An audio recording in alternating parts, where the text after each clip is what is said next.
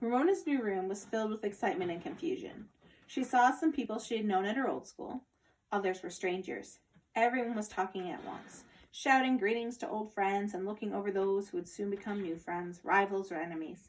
Ramona missed Howie, who had been assigned to another room.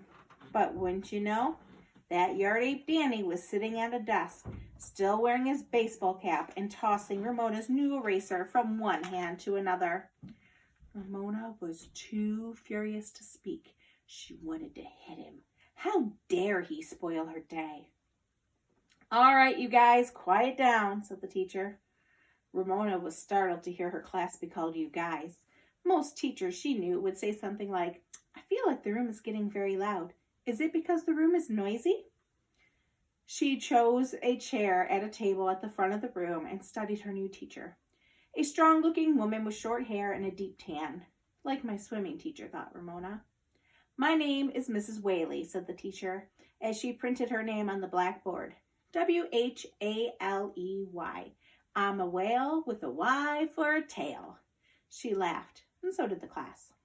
Then the whale with a Y for a tail handed Ramona some slips of paper. "Please pass these out," she directed. "We need some new name tags until I get to know you." Ramona did as she was told, and as she walked amongst the desks, she soon discovered her new sandals squeaked. "Squeak, creak, squeak, creak," Ramona giggled, and so did the rest of the class. "Squeak, creak, squeak." Ramona went up and down the aisle and up down the other. The last person she gave the slip to was the boy from the bus, who was still wearing his baseball cap. "You give me back my eraser, you yard ape," she whispered. "Try and get it, Bigfoot," he whispered back with a grin. Ramona stared at her feet. Bigfoot? Bigfoot was a hairy creature 10 feet tall, who was supposed to leave huge footprints in the mountain snows of southern Oregon. Some people thought they had seen Bigfoot slipping through the forest, but no one had ever been able to prove he really existed. Bigfoot indeed. Ramona's feet had grown, but they were not huge. She was not going to let him get away with that insult.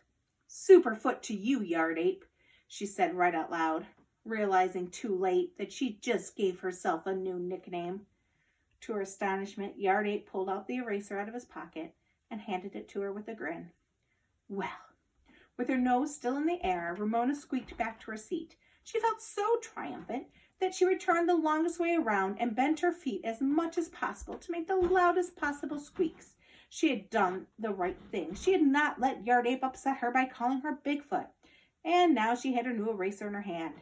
He'd probably call her Superfoot forever, but she didn't care. Superfoot was a name she'd given herself. That made all the difference. She had won. Ramona became aware that she was squeaking in midst unusual silence. She stopped mid-squeak and saw her new teacher watching her with a little smile. The class was watching the teacher. "We all know you have musical shoes," said Mrs. Whaley. Of course, the class laughed. By walking with stiff legs and not bending her feet, Ramona reached her desk without making squeak noises at all.